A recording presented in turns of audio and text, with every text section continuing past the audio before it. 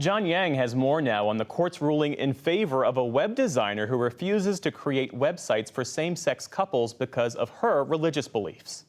Jeff, the justices sided with her on a 6-3 ideological split, saying that forcing her to make websites for something she doesn't believe in would violate her First Amendment rights. Writing for the majority, Justice Neil Gorsuch said, "The First Amendment protects an individual's right to speak his mind, regardless of whether the government considers his speech sensible and well-intentioned or deeply misguided and likely to cause anguish or incalculable grief." Today, the Colorado Attorney General said the decision gives businesses free rein to discriminate. This sweeping opinion promises to destabilize the public marketplace, enabling and encouraging all types of businesses, not just those who make websites, to have a First Amendment right to refuse customers because of who they are. President Biden said the decision was disappointing. Kate Sossin is a reporter at the 19th News, where they cover LGBTQ plus issues. Kate, from your perspective, what's the significance of today's ruling? Today's ruling is very significant in that LGBTQ plus people are going to wake up tomorrow in a country where their government decided that it is a protected speech, First Amendment, to turn them away from businesses because of who they are. And that is a statement that we have not seen before. It's that we're changing precedent here. That said, this ruling is very specific to Lorie Smith and her case, and it does not greenlight blanket discrimination against LGBTQ plus people immediately. You're right. It does narrow this to services that express creative content, expression. But could businesses try to frame their businesses in those terms? That's what a lot of LGBTQ plus legal experts and advocates are expressing concern over. This really remains to be seen. The way that we like to describe it as it creates a new opening.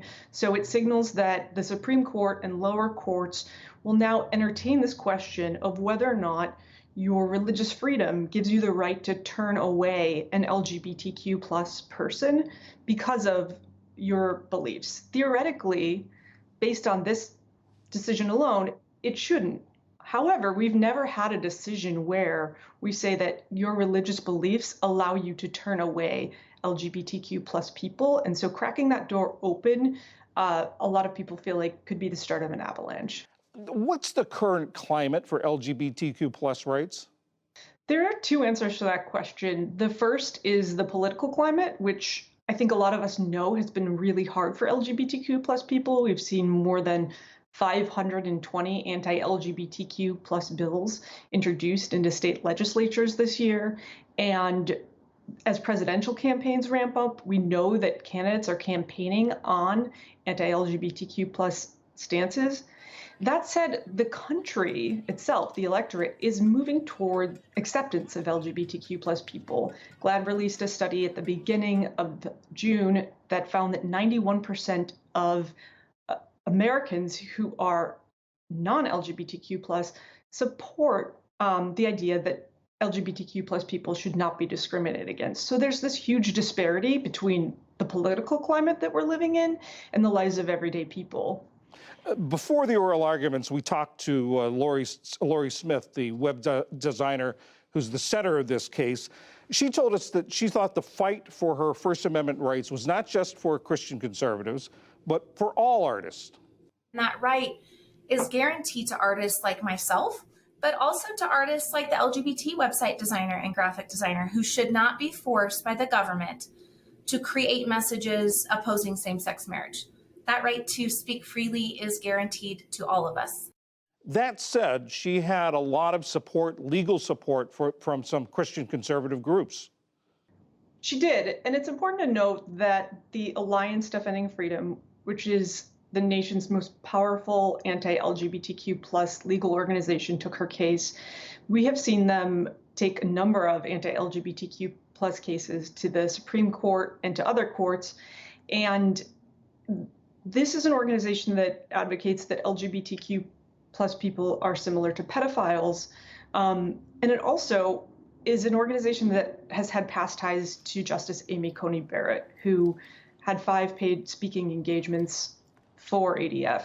So the landscape here is changing for us. What we're seeing is a mainstreaming of an organization that we used to consider an extremist organization that's been labeled a hate group by advocacy groups, coming in and advocating something that we've now made the law of the land, essentially.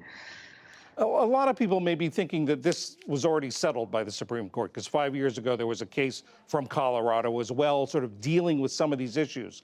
What was different between these two cases, and what happened in that other case? Yeah, that other case was similar in that you had a baker who said that his custom cakes amounted to art, and he did not want to make a custom cake for a same-sex couple who wanted to get married. The difference was that 5 years ago, the Supreme Court looked at that case and said, we don't fully want to rule on this issue of religious freedom versus LGBTQ plus protections. And instead of really engaging with that issue, they ruled very narrowly for the baker and said that the Colorado Civil Rights Division displayed animus toward him because of his religious beliefs. So it left open the door, at least the possibility that future lawsuits like this could come. However, it didn't actually undo anti-discrimination protections in the same way. So the court declined to really engage with that issue until today. Kate Sossin from the 19th News, thank you very much. Thank you so much.